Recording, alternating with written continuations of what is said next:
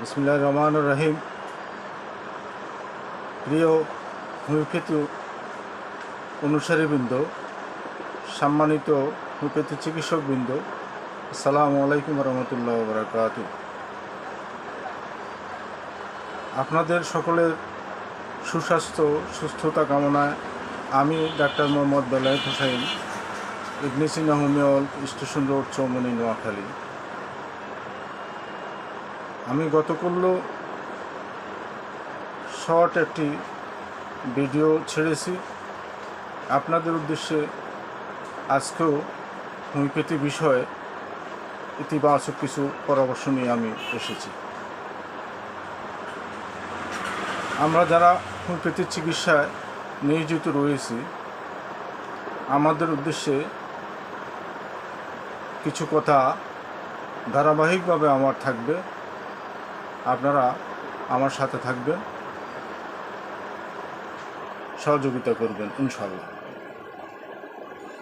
আমরা হোমিওপ্যাথি সেবায় নিজেকে নিয়োজিত করতে হলে হোমিওপ্যাথি বিষয়ভিত্তিক আমাদের জ্ঞান অর্জন করা অত্যন্ত অপরিহার্য। গতকালকে আমি স্টাডি বিষয়ে কথা বলেছি, আজকে আমি বলবো ধারাবাহিক স্টাডি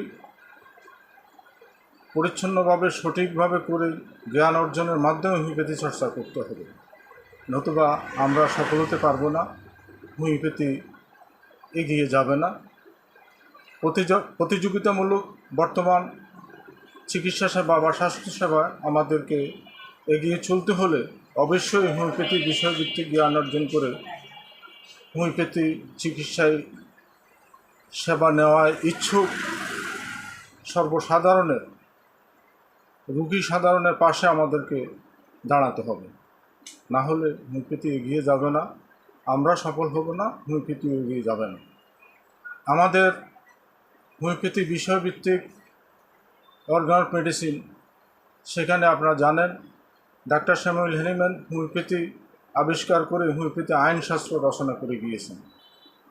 সেই অর্গানিক মেডিসিন, সেখানে 291টি সূত্র রয়েছে।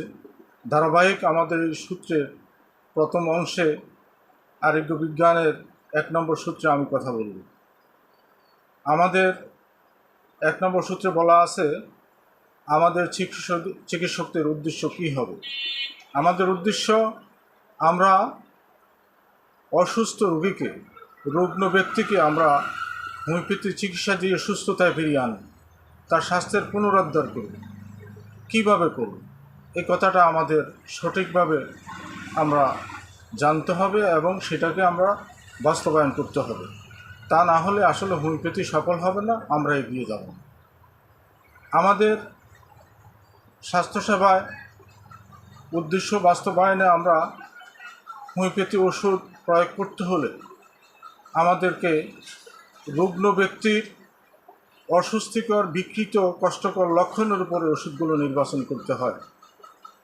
আমরা আসলে কোনো রোগের চিকিৎসা করি না, আমরা রুগ্ন ব্যক্তির যে অস্বস্তিকর, কষ্টকর লক্ষণ, সেই লক্ষণগুলোর উপরে ওষুধ নির্বাচন করে আমরা রোগীর ক্ষেত্রে সঠিক উপায়ে প্রয়োগের মাধ্যমে সেই রুগ্ন ব্যক্তিকে তার অস্বস্তিকর, কষ্টকর লক্ষণ থেকে মুক্ত করে তাকে সুস্থতায় ফিরিয়ে আনতে হয়।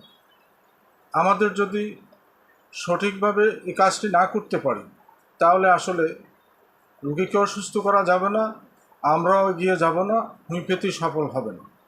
তাই অনুরোধ থাকবে আমাদেরকে চিকিৎসা সেবায় আমাদের উদ্দেশ্য যেন বাস্তবায়িত হতে পারে, অর্থাৎ সঠিকভাবে আমরা যেন আমাদের উদ্দেশ্যটা নির্ধারণ করে আমরা চিকিৎসা করতে পারি, সেই দিকে আমাদের লক্ষ্য রাখতে হবে।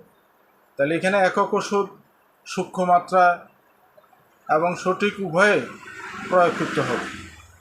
এখানে কখনো যৌথ ওষুধ, মিশ্রপ্যাথি আমরা ব্যবহার করব না। আমাদেরকে লক্ষ্য রাখতে হবে ওষুধের লক্ষণ অনুযায়ী রুগ্ন ব্যক্তির বিকৃত লক্ষণ মিলিয়ে, অর্থাৎ স্বদেশ হোমিওপ্যাথি একক সূক্ষ্ম মাত্রার প্রয়োগে আমাদেরকে রোগীটা চিকিৎসা করার চেষ্টা করতে হবে।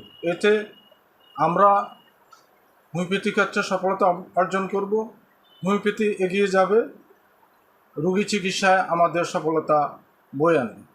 আশা করি আমার এই ধারাবাহিক শর্ট ভিডিওগুলি থাকবে, আপনারা দেখবেন, নিজেরা একে অপরকে সহযোগিতা করবেন, সঠিকভাবে যেন আমরা হোমিওপ্যাথি নিয়ে এগিয়ে যেতে পারি।